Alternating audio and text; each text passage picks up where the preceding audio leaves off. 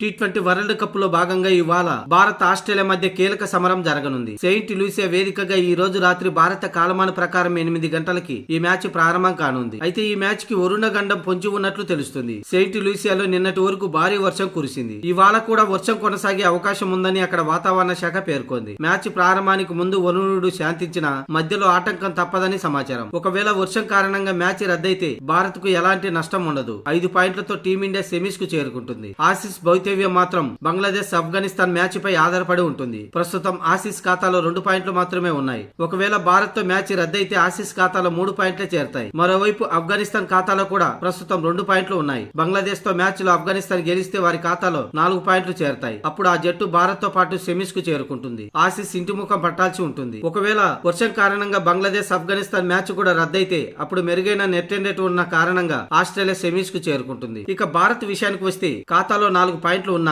Semis berth ఇంకా ఖరారు కాలేదు. ఒకవేళ భారత్ పై ఆస్ట్రేలియా 41 పరుగుల తేడాతో గెలిస్తే, ఆఫ్ఘనిస్తాన్ 81 పరుగుల తేడాతో బంగ్లాదేశ్ ను ఓడిస్తే నెట్ రేట్ వెనుకబడి టీమిండియా టోర్నీ నుంచి నిష్క్రమిస్తుంది. ఆస్ట్రేలియా ఏమో కానీ ఆఫ్ఘనిస్తాన్ 81 పరుగుల తేడాతో గెలవడం అంటే అది మామూలు విషయం కాదు. అందుకే టీమిండియా ఆస్ట్రేలియాపై ఓడినా గెలిచిన సెమీస్ కు గ్యారంటీ. మొత్తానికి ఆఫ్ఘనిస్తాన్ ఆస్ట్రేలియా మధ్య సెమీస్ కు వెళ్లేందుకు పోటీ నెలకొంది.